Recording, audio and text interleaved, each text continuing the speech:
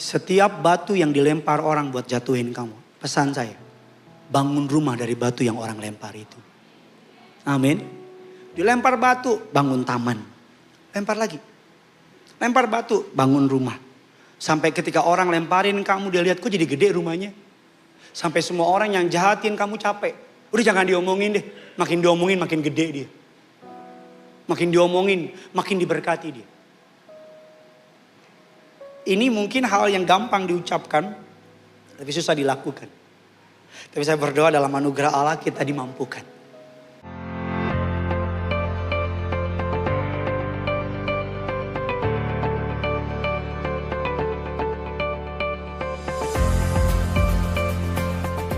Dan saya beri judul khotbah saya hari ini adalah diperdamaikan oleh Kristus. Kalau saudara punya HP, pastikan saudara mencatat dan di airplane mode agar Kristus tidak terganggu atau tidak direbut dengan notifikasi HP yang ting, ting, ting. Saudara, beri telingamu, beri hatimu 30-40 menit ke depan dengan firman Tuhan ini. Saya terlalu percaya oleh anugerah Allah, semua dari saudara lantai 5, lantai 6 pulang pasti diberkati. Kita berikan tepuk tangan dulu yang dahsyat bagi Tuhan kita. Mari kita buka ayat pembuka pada hari ini, 2 Korintus 5. Ayat yang ke-18 sampai dengan ayatnya yang ke-21. Mari kita baca bergantian. Saya minta kaum wanita baca ayat 18. Kaum pria baca ayat yang ke-19. Demikian seterusnya. Yang masih bingung kaum apa bertobat saudara. Mari sama-sama kita baca ayat yang ke-18. Kaum wanita ladies first. 3, 2, 1 ya.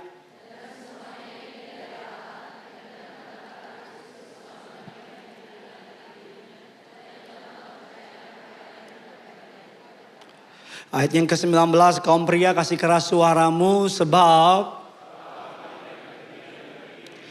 oleh Kristus dengan tidak memperhitungkan pelanggaran mereka. Ia telah mempercayakan berita pendamaian itu kepada kami. Ayat 20, wanita silakan. Jadi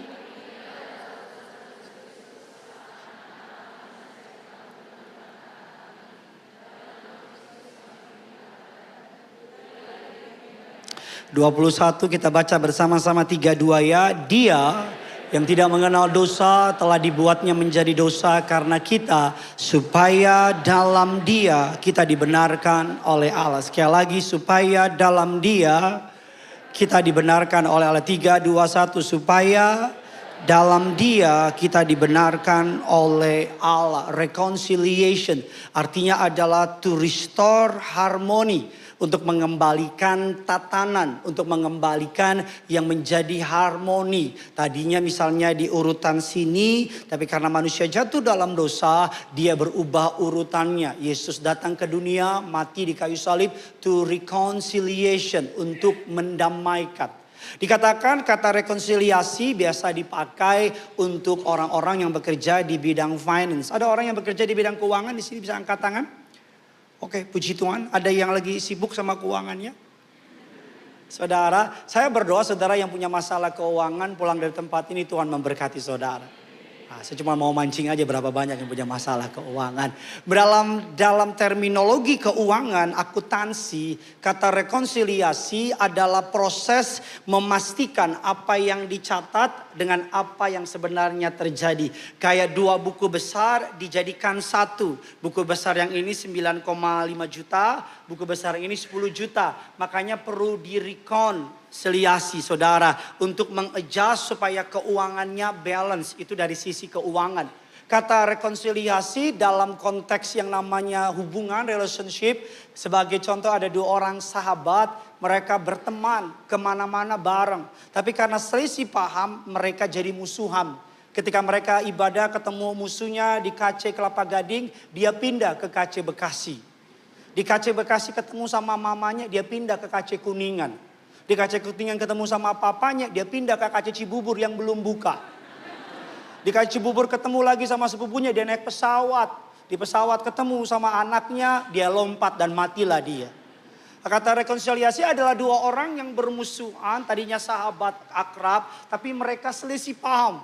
Dan salah seorang dari mereka melakukan inisiatif untuk berdamai. Nah, Alkitab mengatakan, Bapak Ibu, mari kita buka Kolose 1 ayat 21 dan 24. Ini yang Kristus lakukan. Juga kamu yang dahulu hidup jauh dari Allah, yang memusuhinya dalam hati dan pikiran seperti yang nyata dari perbuatanmu yang jahat. 20 silakan. Dan sekarang diperdamaikannya di dalam tubuh jasmani Kristus oleh kematiannya untuk menempatkan kamu apa Bapak Ibu? Kudus dan tak bercela dan tak bercacat di hadapannya. Rekonsiliasi secara terminologi teologia artinya hubungan yang dipulihkan antara manusia dengan Allah sebagai Kristus, jalan pendamaian.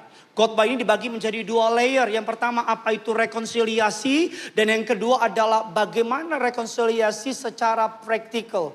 Goal dari khotbah ini untuk mengajar saudara agar pulang dari tempat ini kamu adalah orang benarnya Tuhan. Katakan yes. Dan yang kedua, pulang dari tempat ini kamu orang yang bergerak untuk berrekonsiliasi. Orang Kristen, orang boleh musuhin kita, tapi jangan kita musuhin orang. Orang boleh benci kita, tapi jangan kita yang benci. Karena kita dipanggil untuk menjadi berkat. Apa saja yang perlu kita ketahui tentang rekonsiliasi? Yang pertama, catat dalam catatan saudara ayat yang ke-18. Dan semuanya ini dari Allah, yang dengan perantara Kristus telah mendamaikan kita dengan dirinya. Yang pertama, rekonsiliasi dimulai dari Tuhan. Sama-sama bilang sama saya, Tuhan yang mulai. Tuhan yang memulai, yang salah kita, yang ngaco kita, yang berontak kita. Kalau dalam bahasa Bataknya, yang bocengli kita. Tetapi yang minta maaf, yang minta damai, yang ingin berrekonsiliasi Allah.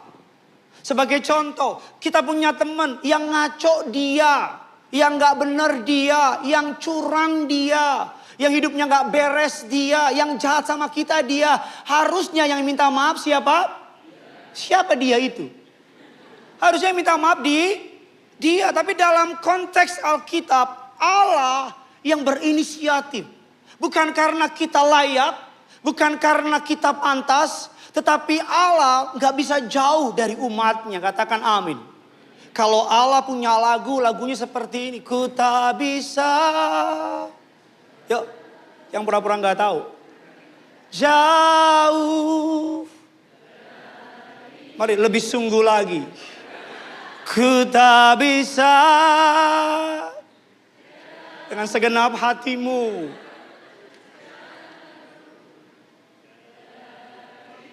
Mari sembah Dia. Allah nggak bisa jauh-jauh dari kita. Alkitab mengatakan bahwa Tuhanlah yang mengambil inisiatif untuk memulihkan hubungan itu. Cari di mana Tuhan kayak begini? Cari di mana Allah sedemikian penuh dengan kasih seperti ini? Dia yang memulai inisiasi untuk berdamai dengan kita.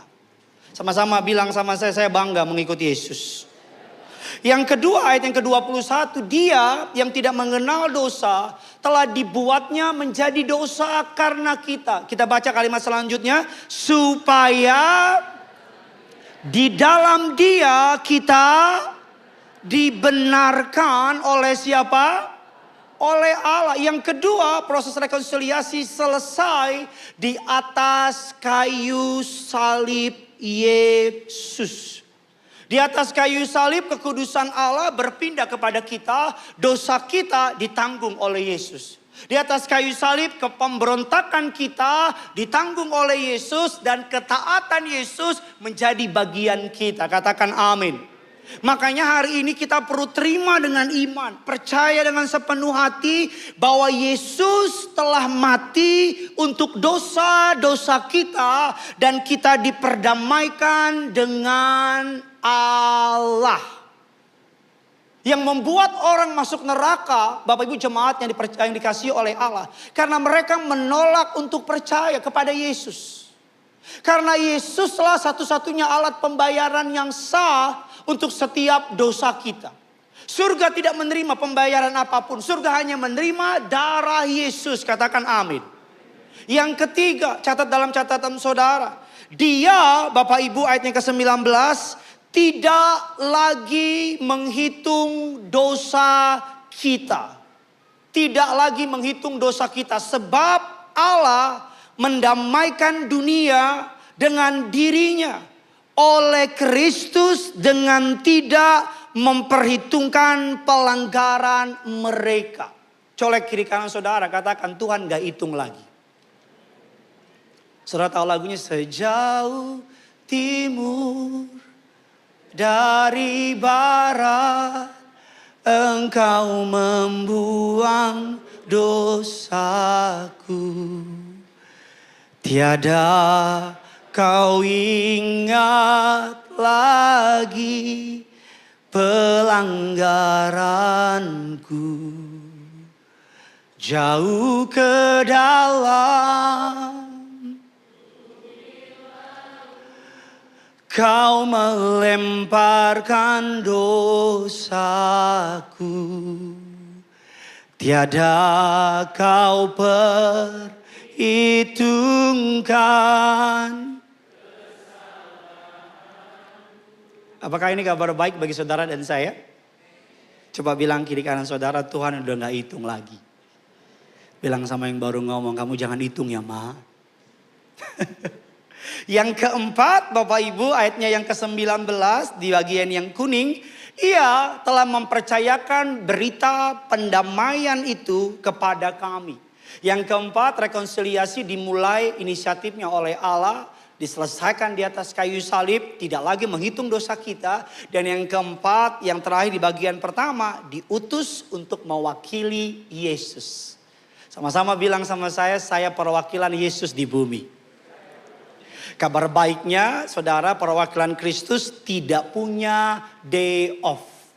Kita nggak punya keistimewaan. Kalau orang lain mobilnya disalib, kita nggak bisa buka kaca dan bilang, mata lo di mana? Nggak bisa. Karena kamu dan aku perwakilan Kristus. Kok nggak ada yang amin? Kelakuannya begitu semua ya. Kita nggak punya day off. Kita nggak bisa bilang gini, hari Senin gue baik, Selasa gue gila. Nggak bisa. Kita nggak bisa, gue kalau pagi bener, malam gue ngaco. Nggak bisa. Kemarin saya pergi liburan sama istri saya pergi ke gereja Indonesia. Saya udah datang paling mepet waktunya karena saya punya feeling kalau saya datang disuruh khotbah. Dan ketika saya duduk, gembalanya lihat saya, Bapak boleh khotbah nggak? Nggak boleh. Lagi duduk, pendetanya khotbah ngomong gini, aduh saya khotbah tegang di depan senior. Bahkan udah tengah-tengah khotbah, mau doa berkat, gembalanya samping saya ngeliatin saya pura-pura tutup mata terus. Istri saya colek, sayang itu gembala di samping, pura-pura nggak lihat. Dia colek, saya ngomong gini, Pak Pendeta boleh doa berkat nggak? Saya bilang nggak boleh. Saya pendeta nggak ada day off. Ya udah, saya maju ke depan doa berkat. Setelah doa berkat, semua jemaat maju minta foto. Pak boleh foto, boleh foto. Saya bilang sama gembalanya, ini ada gembalanya. Mereka mau udah biasa sama saya Pak, nggak ngargain lagi katanya. Jadi saya doa dan foto. Pendeta, nggak ada day off. Nggak ada day off. Saudara dan saya adalah perwakilan Kristus. Bahasa Inggrisnya ambassador. Tahu ambassador? Samping Kuningan. Ini Kuningan sih, itu sampingnya mall ambassador. Kita adalah perwakilan Kristus. Sama-sama bilang sama saya, perwakilan Kristus. Kalau orang dunia bisa maki-maki kalau lagi marah. Kamu nggak boleh karena kamu perwakilan Kristus. Kalau orang dunia kalau lagi keki mulutnya keluar di gereja, waduh geter-geter. Sampai di rumah istri geter lihat kita. Istri bilang waduh, di gereja haleluya, di luar halilintar. Di gereja penuh Roh Kudus, di luar roh halus. Bapak Ibu, saya selalu bilang kalau nggak bisa jadi berkat, minimal jangan jadi batu. Kalau nggak bisa jadi berkat, minimal jangan jadi batu. Kalau nggak bisa jadi garam, minimal jangan buat orang jadi geram.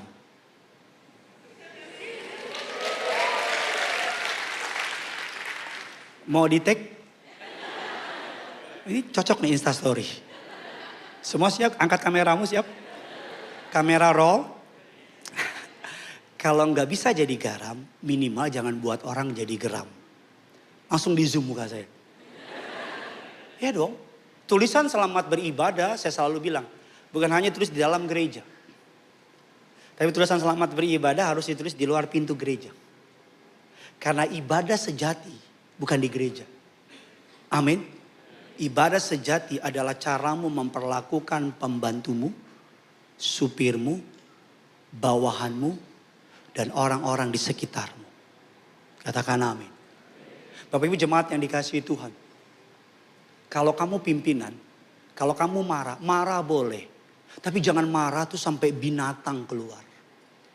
Orang tuh sekarang semua pada stres. Setuju gak? Orang sekarang semua tuh pada capek, pada marah. Jadi kalau kamu maki anak buahmu, marahlah yang profesional. Sesuai porsinya.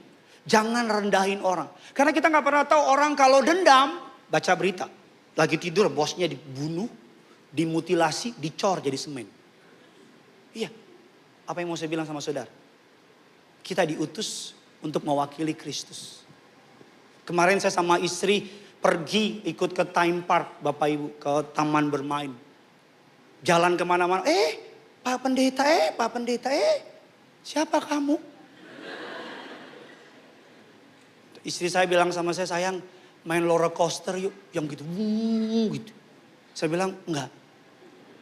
Sayang, penakut. Mau penakut kayak, mau banci kayak, bodoh amat.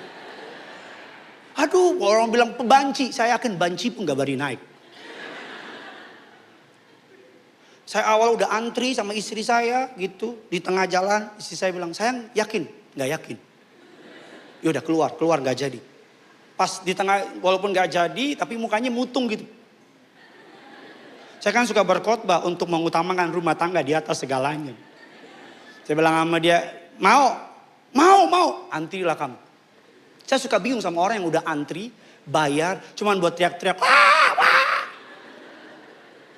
Jadi saya antri nih. Makin mendekati wahananya, makin mengerti perasaan Kristus Yesus Tuhan. Ketika mendekati Bukit Golgota. Sampai orangnya tanya, are you ready? Never ready. Pas dicekrek gitu, krek gitu. Terus dibalik begini. Dalam hati saya, apa yang saya perbuat ini, saya bilang. Istri saya bilang, asik. Saya bilang sama istri saya, ingat ya, gue lakuin ini karena gue cinta sama lu.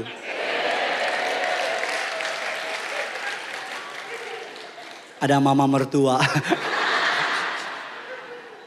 Mulai itu. Deng, tak. Makin tinggi sampai surga, tak. Pas udah di atas, tak, turun ke bawah. Saya teriak, Manda lu gila.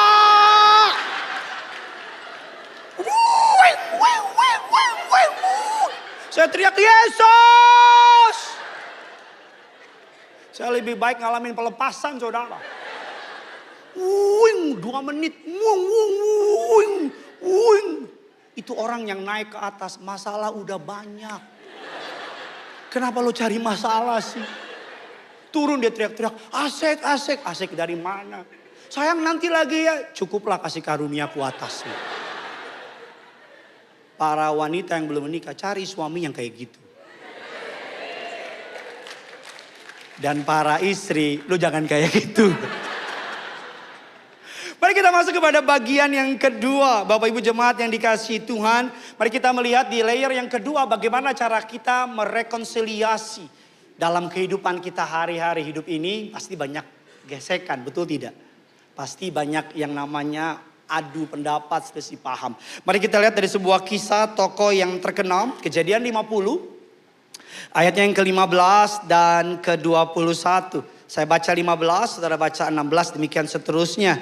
Ketika saudara-saudara Yusuf melihat bahwa ayah mereka telah mati, berkatalah mereka, boleh jadi Yusuf akan menendam kita dan membalaskan sepenuhnya kepada kita segala kejahatan yang telah kita lakukan kepadanya. 16 silakan.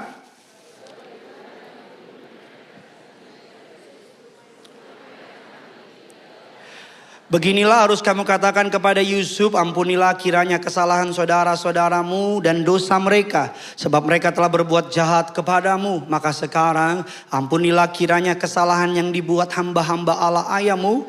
Lalu menangislah Yusuf ketika orang berkata demikian. Kenapa Yusuf menangis? Karena sekalipun Yusuf sudah mengampuni, tetapi rasa pahit, rasa dijual, hendak dibunuh, dan mengalami penderitaan karena iri hati keluarganya masih berbekas di hati Yusuf.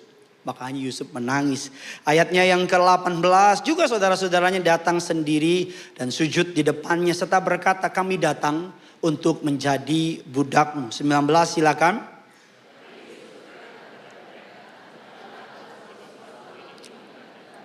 Memang kamu telah mereka-rekakan yang jahat terhadap aku, tetapi Allah telah mereka-rekakannya untuk kebaikan. Dengan maksud melakukan seperti yang terjadi sekarang ini, ya ini mau melihara hidup suatu bangsa yang besar. 21 sama-sama kita baca, jadi demikianlah ia menghiburkan mereka dan menenangkan hati mereka dengan apa Bapak Ibu? Latar belakang dari ayat ini Bapak Ibu, Yusuf punya ayah namanya Yakub, punya 12 anak, bapaknya menjadi suku Israel, menjadi orang Israel, dan 11 kakaknya ini iri hati sama Yusuf. Kita ingat ceritanya, mereka awalnya pengen bunuh Yusuf, betul ya? Dan singkat cerita Yehuda menghalanginya dan dia dijual. Karena dijual, Alkitab katakan Yusuf mengalami difitnah oleh Potifar, dipenjara, dilupakan oleh juru minum, dan yang terakhir dia Bapak Ibu menjadi prime minister. Kebayang sakitnya, kebayang pahitnya. Kisah Yusuf mengingatkan kita bahwa diamnya Tuhan bukan berarti ia tidak hadir. Saya ulang sekali lagi. I speak to your spirit. Diamnya Tuhan bukan berarti ia tidak hadir. Katakan amin. Dalam kisah Yusuf seakan-akan Allah diam. Yusuf hendak dibunuh, Allah diam. Yusuf dijual, Allah diam. Yusuf jadi budak, kayaknya Allah diam. Yusuf difitnah, kayaknya Allah diam. Yusuf dilupakan, kayaknya Allah diam. Hari ini kalau kamu merasa dalam keadaan sulit dan merasa kayaknya Tuhan diam, hear me out. Tuhan tidak diam. Diamnya Tuhan bukan berarti dia tidak hadir. Jangan karena Tuhan seakan-akan terdiam, kamu kecewa, kamu marah, kamu tinggalin Tuhan. Pesan saya, kamu melakukan kesalahan besar. Allah diam bukan berarti Allah tidak hadir. Ketersembunyian Tuhan bukan berarti ia tidak berkuasa. Tetapi di tengah keadaan yang hancur, keadaan yang paling kacau, Tuhan sedang bekerja di balik layar untuk mendatangkan kebaikan bagi kita. Katakan amin. Hari ini kamu yang merasa Tuhan diam.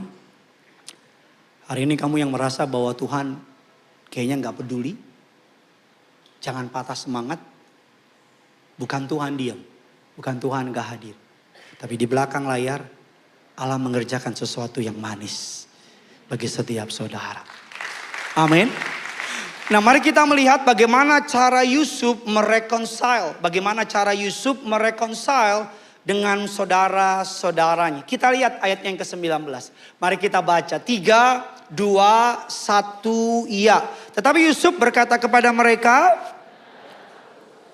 sebab aku inikah pengganti Allah. Aku inikah pengganti Allah. Yusuf menjawab dengan sangat indah. Aku inikah pengganti Allah. Yusuf menolak menduduki bangkunya Tuhan. Maksudnya apa? Yusuf bisa gak balas dendam sama saudaranya?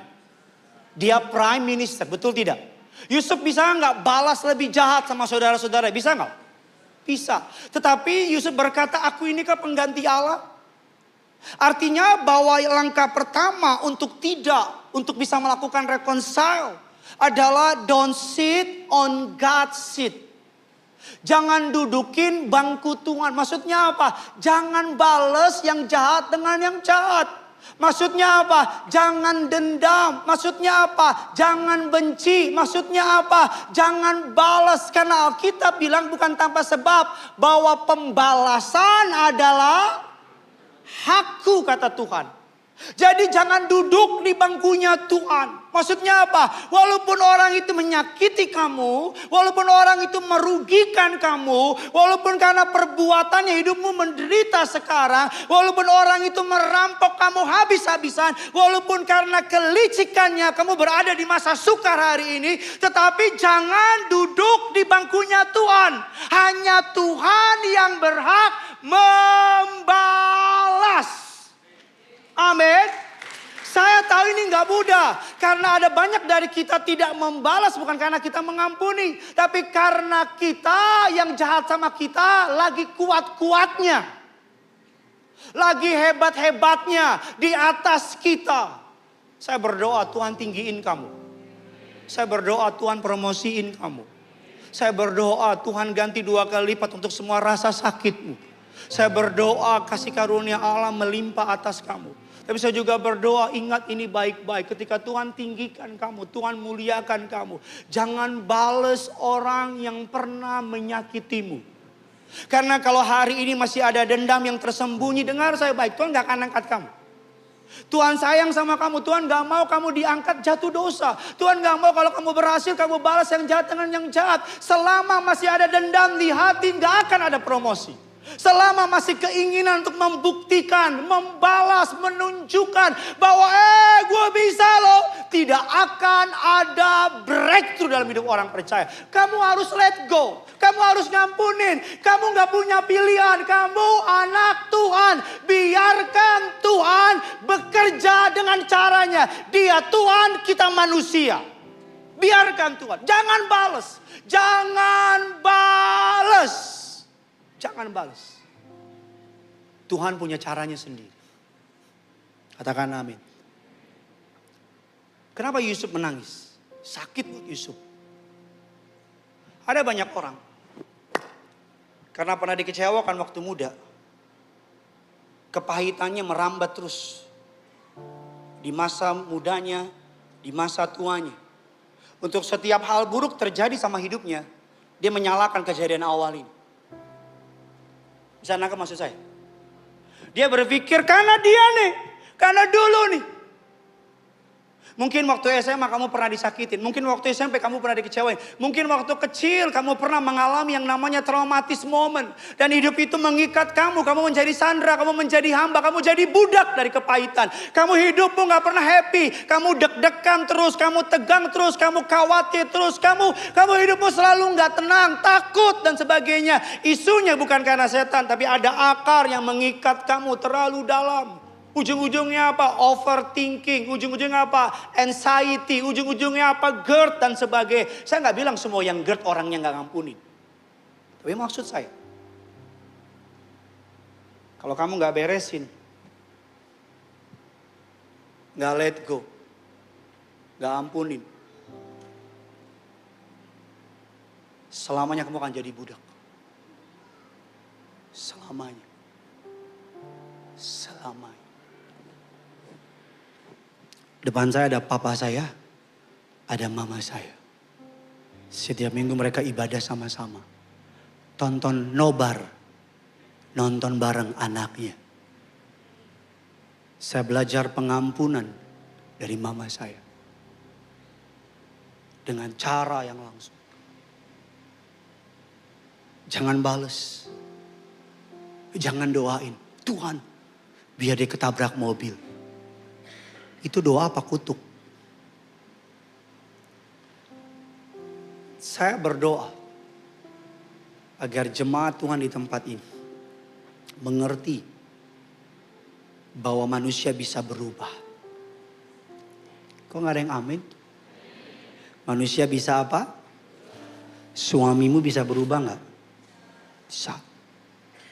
Orang yang jahat sama kamu bisa berubah gak? Kalau dia gak berubah gimana Pak Pendeta? Biar Tuhan yang urus. Bapak Ibu jemaat yang dikasihi Tuhan. Don't sit on God's chair. Jangan duduk di bangkunya Tuhan. Pembalasan adalah milikku. Sekarang kan Tuhan ngomong gini. Get away of my chair. Jangan duduk di bangkuku, diri. Jadi orang Kristen gak enak dong Pak. Apa-apa gak boleh balas, apa-apa gak boleh balas. Tuhanmu gak tidur. Amin. Jadi orang Kristen lemah banget dong Pak. Tampar pipi kiri, kasih pipi kanan. Aduh Pak, nanti orang ngeluncak. Tuhanmu gak tidur. Katakan amin. Jadi orang Kristen gak enak banget sih Pak, diomongin harus berkatin, berkatin, berkatin. Berkatin mulu Pak, nanti orang gak tahu-tahu Pak. Tuhanmu gak tidur. Jadi orang Kristen banyak omong lu. Bacot. Katakan amin. Coba nengok kiri kanan saudara. Tengok. Tengok aja, jangan lihat saya, tengok. Bilang sama dia, mengampuni itu ilahi. Membenci itu manusiawi. Amin. Siapa yang memilih untuk mengampuni? Siap-siap ya. Nggak nyampe seminggu. Orang yang paling kau benci Tuhan temuin. Angkat tanganmu turun kan. Itu beda lagi Pak. Siap-siap. Tuhan itu suka langsung ujian di muka, ujian dadakan. Saya mau ngampuni, saya. Siap-siap, paling lama seminggu ini. Paling cepat keluar gereja lah. Turun lihat, setan itu muncul. Ternyata setan tidak diikat di neraka. Gila. Anak kita tanya, siapa Ma? Kamu tahu Lucifer? Dia Lucifer, bukan. Lucifer ketemu dia Salim. Hidup yang enak adalah hidup yang gak benci. Saya ulang lagi ya. Hidup yang enak adalah hidup yang gak nyimpen kebencian. Hakmu di tangan Tuhan. Saya ulang lagi.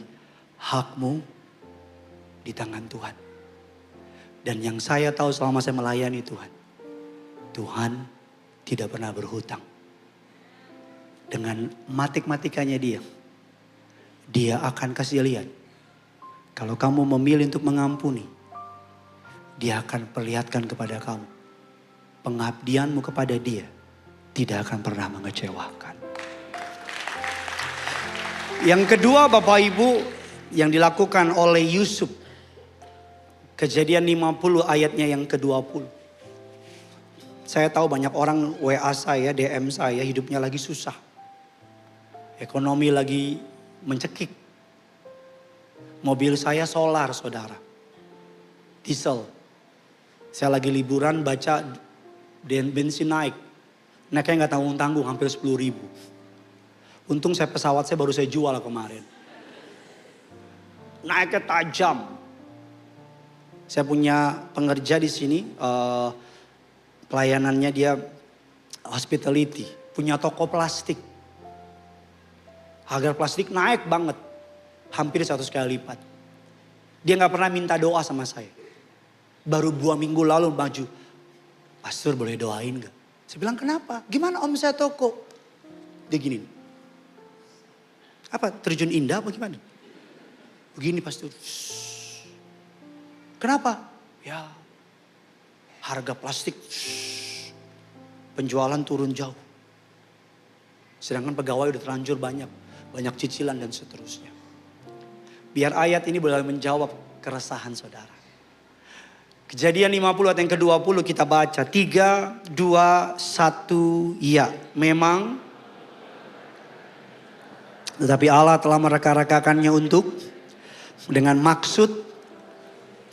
Ya ini mau melihara hidup suatu bangsa yang apa? Yang besar. Bagaimana kamu memandang masalah dalam hidupmu? Kamu memandangnya dari lembah? Dari level masalahmu? Atau memandangnya dari puncak gunung? Dari perspektifnya Tuhan. Yusuf kalau lihat dari bawah, Yusuf bisa gak kepahitan sama kakak-kakaknya? Bisa kan? Bisa gak Yusuf tiap kali dia difitnah, dibilang ini gara-gara kamu nih kak. Ketika dia penjara, gara-gara kamu nih kan. Tapi Yusuf tidak menjadikan kepahitannya sebagai alasan untuk dia membenci.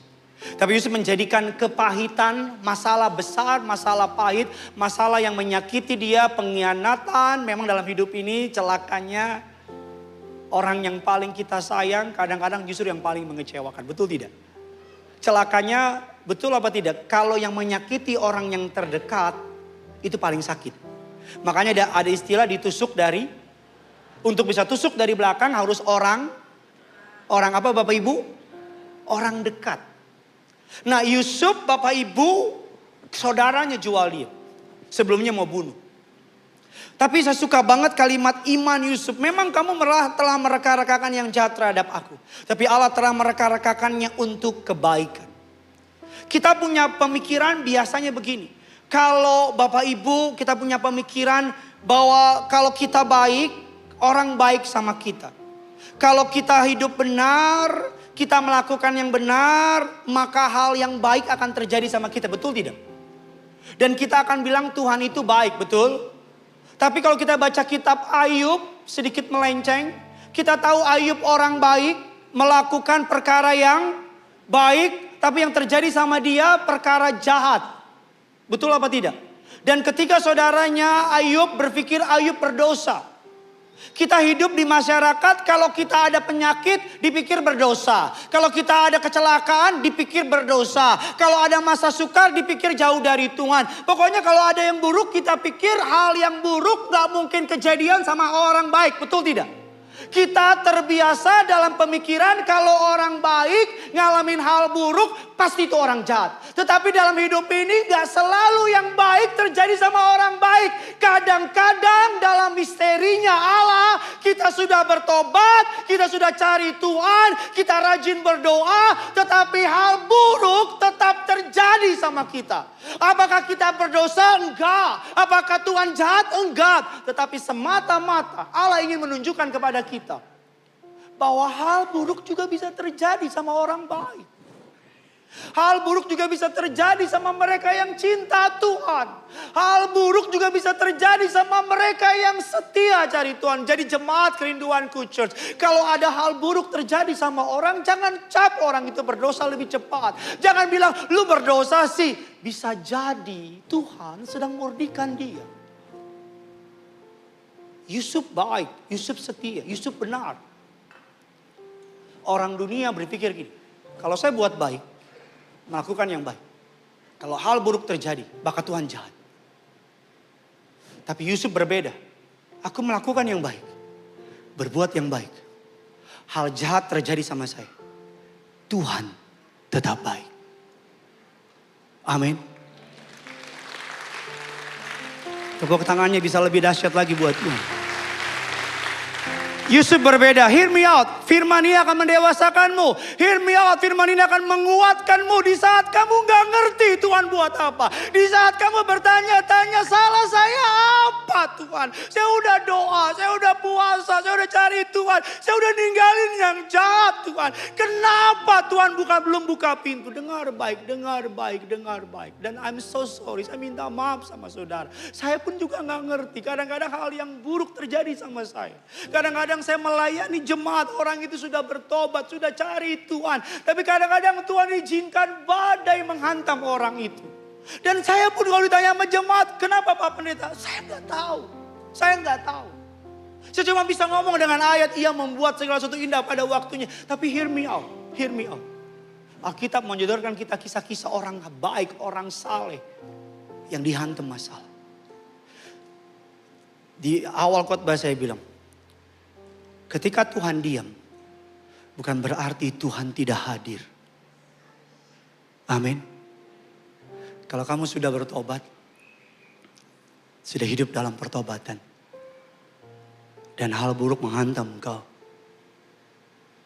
manage hatimu, jaga iman, tetap dengan iman katakan, sekalipun aku gak ngerti, Tuhan engkau tetap baik.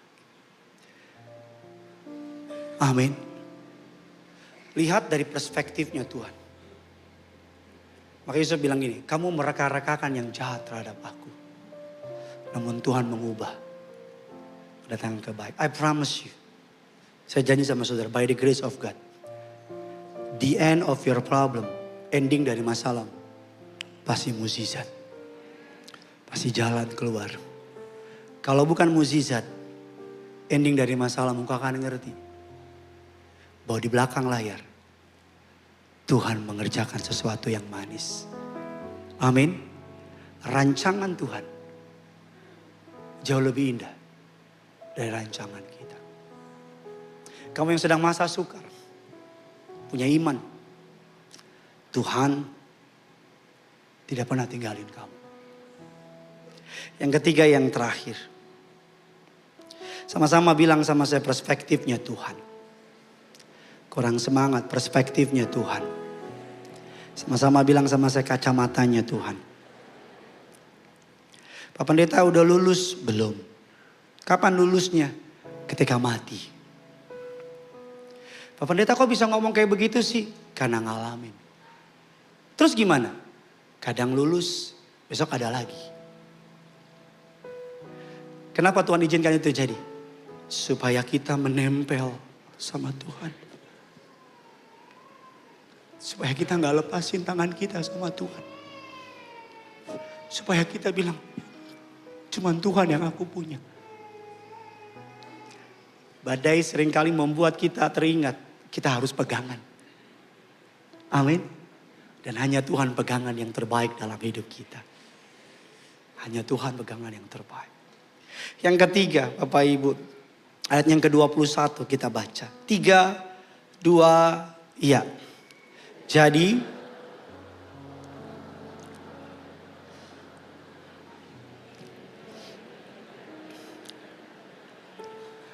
kita sudah belajar apa itu rekonsiliasi, dimulai dari Allah, diselesaikan di atas kayu salib, tidak diperhitungkan dosa kita, dan diwakili oleh kita.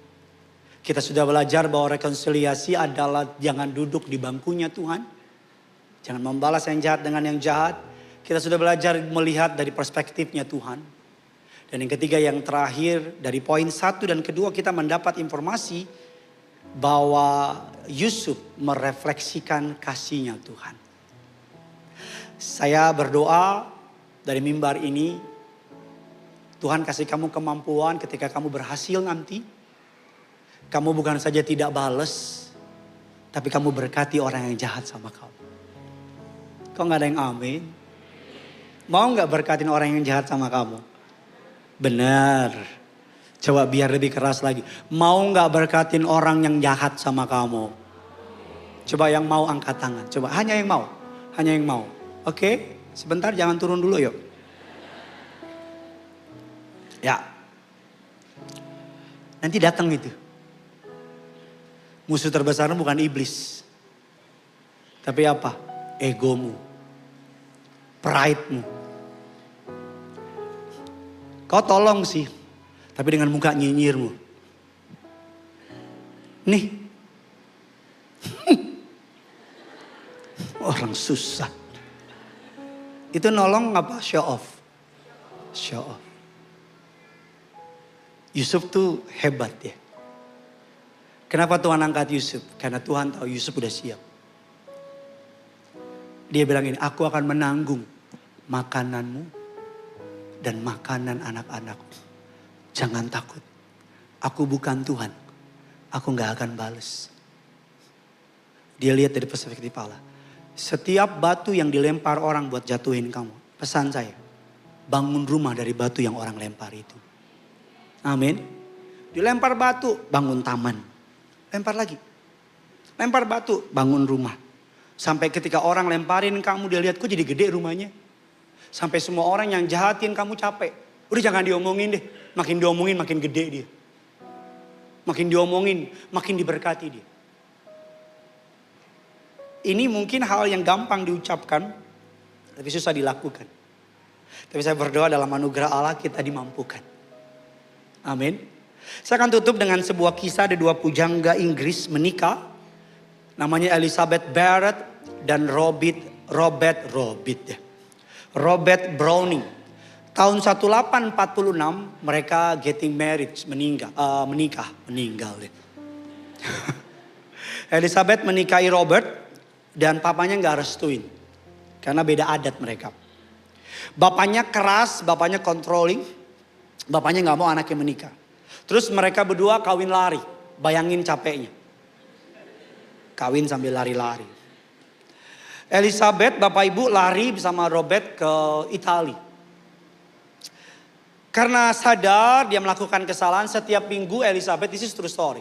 Elizabeth kirim surat, Elizabeth ini seorang pujangga, penulis puisi.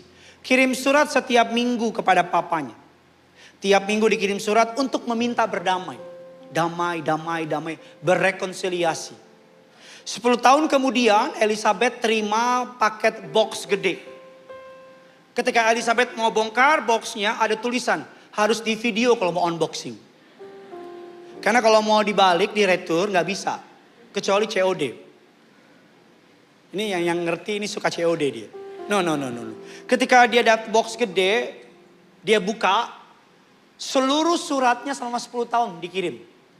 Dan tidak ada yang dibaca. Yang menarik Bapak Ibu, bapaknya meninggal kehilangan kesempatan untuk rekonsiliasi karena dia nggak pernah buka surat anaknya. Ada orang saking pahitnya gini, sampai mati gue nggak ampunin lu. Gila banget. Gue mati hidup nggak gue ampunin lu. Gila, itu gila banget. Gila. Bilang kiri kanan, lu jangan gila. Bilang. Amin. Ada orang dengan bangga yang ngomongin, oh enggak. Kalau orang gue maafin, dia setan. Nggak gue maafin. Papanya kehilangan kesempatan untuk merekonsiliasi. Saya selalu bilang, pahit itu merugikan kamu.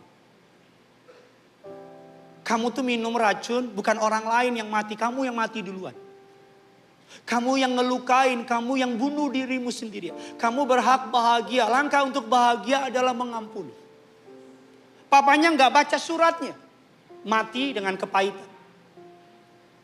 Alkitab adalah surat cintanya Tuhan. Yang meminta saudara dan saya untuk berdamai dengan Allah.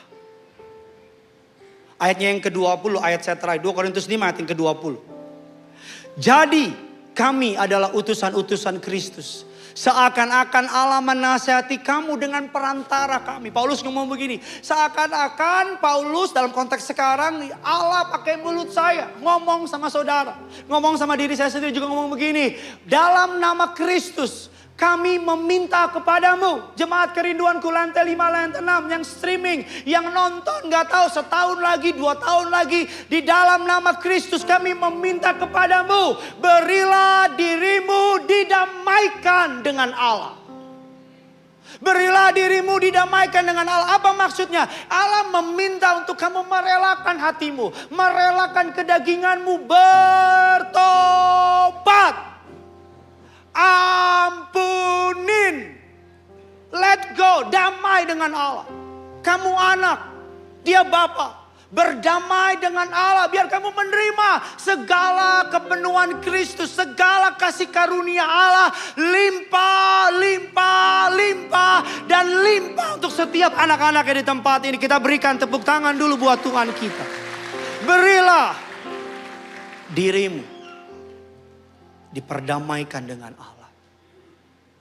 Pak, saya udah damai dengan Allah, Pak. Masih ngampunin? Udah ngampunin? Belum sih, Pak. Tapi yang penting udah damai sama Allah. Belum damai itu. Pak, saya udah damai sama Allah, Pak. Saya tiap hari rajin berdoa, Pak.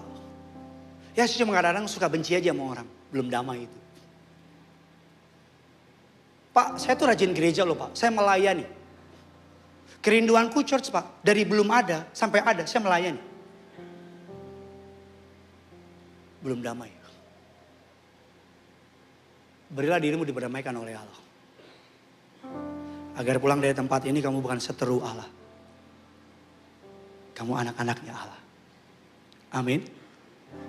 Yang mau meresponi firman Tuhan, kita berikan kemuliaan tepuk tangan.